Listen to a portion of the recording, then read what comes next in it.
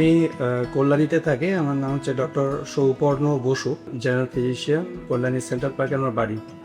আমি এখানে প্রায় 40 বছর ধরে এখানে কল্যাণীতে রয়েছি।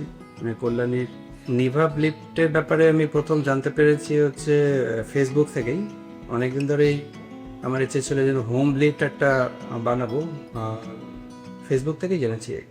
সেফটি ফিচার্স বলতে একটা বিশাল সেফটি ফিচার্স রয়েছে, যেটা আমি প্রত্যেক দিন রাতেই করে থাকি। অনেকগুলো রঙের কথা আমাকে বলেছিল, মানে রেড ছিল, ব্ল্যাক ছিল, হোয়াইট ছিল। তা আমি অ্যাকচুয়ালি তো ডাইরেক্টলি দেখতে পারিনি গিয়ে কোনো সময় যে লিফটটা দেখতে কীরকম হবে। এই ছবিতেই দেখেছিলাম, ফেসবুকে যা দেখেছিলাম তাতে হোয়াইট কালারটা অ্যাট্রাকটিভ বলে আমার মনে হয়েছিল। এর লুকসটা তো খুবই সুন্দর, মানে হোম লিফটে যে এরকম একটা হোম লিফট হতে পারে আমার আইডিয়া কোনোদিনই ছিল না। কারণ আমি জানতাম যে লিফট তৈরি করতে গেলে নিচে একটা রুম বানাতে হবে, ওপরে আলাদা মেশিন লাগাতে হবে, গভর্নমেন্টের মানে আমাদের লোকাল মিউনিসিপ্যালিটি পারমিশন নিতে হবে। এইসব পারমিশন এখানে কোনো দরকার নেই।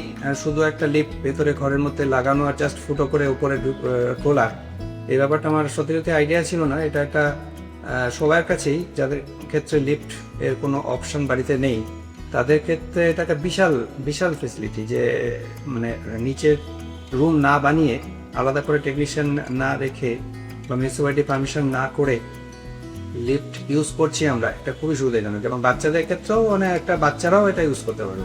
আমি ফেসবুক থেকে অনেকদিন ধরে খেয়াল রাখছিলাম যে হোম লিফট নেবো, এরকম একটা প্ল্যান করছিলাম।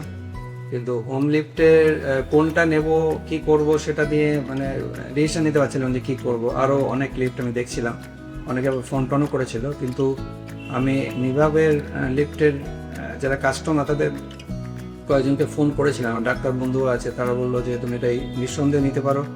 আরেকজন বালিগঞ্জের ভদ্রলোক ছিলেন, ওনাকেও ফোন করলাম যে এটা নিতে পারো। তো একটা কনফিডেন্স পেয়ে গেলাম। অন্য লিফটের সেরকম কোনো মানে কাস্টমার বা যারা নিয়েছে তাদের কোনো আমি পাইনি, তার জন্য নিভাবের উপরেই ডিপেন্ড করে থাকলাম আর কি। এটা আমার এখানে যে রিলেটিভ বা ফ্রেন্ড যারা এসছে তারা দেখে খুবই ভালো লেগেছে। এটা খুবই সুন্দর, আর কাঁচের একটা মানে ইনস্ট্রুমেন্ট বাড়িতে রয়েছে, এটা দেখে বেশ ভালোই লাগছে। আরও ভালো হতো যদি আমি একদম বাড়ির মাঝখানে বসাতাম, তাহলে দেখে অনেকেই হয়তো দেখতে পেত। কিন্তু যেহেতু আমার কোনো অপশান নেই বলে আমাকে সাইডে একটা লাগাতে হয়েছে লিফটটা।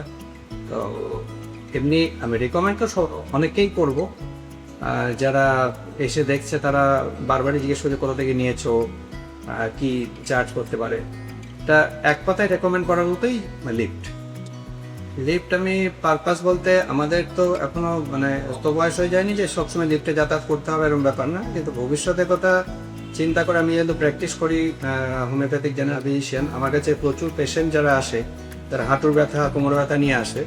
তা তাদের ক্ষেত্রে আমি সবাইকে রেকমেন্ড করব, যদি তারা অ্যাফোর্ড করতে পারে, যে এই টাইপের লিফট একটা তাদের অবশ্যই দরকার। কারণ ওপর নিচ করা যদি সিঁড়ি দিয়ে করে, তাদের হাঁটু তাদের হয়ে একদম অস্টিওআর্থ্রাইটিস হয়ে যায় এবং হাঁটাচলা করতে একদমই পারে না, হাঁটু ফুলে যায়। এটা আমরা রিউমাটয়েড আর্থ্রাইটিস বলি। তো সেই জিনিসটাকে এখন থেকে যদি কেউ লিফট লাগায়, তাহলে ভবিষ্যতে আশা করবো ওই প্রবলেমটা তাদের হবে না। যাদের হয়ে গেছে তারাও এটা খুব ভালোভাবে ব্যবহার করতে পারবে। তাদের হাঁটু, তাদের কোমর ভবিষ্যতেও মানে অনেক দিন ধরেই আর কি তারা ভালো থাকতে পারবে। এই একটা ব্যাপার, তার জন্য তাদেরও আমি রেকমেন্ড করি। কিন্তু অনেকে হয়তো এতটা অ্যাফোর্ড করতে পারবে না, সেটা একটা ব্যাপার থাকে। কিন্তু মানে এক্সপিরিয়েন্স হিসেবে বলতে পারি খুবই ভালো।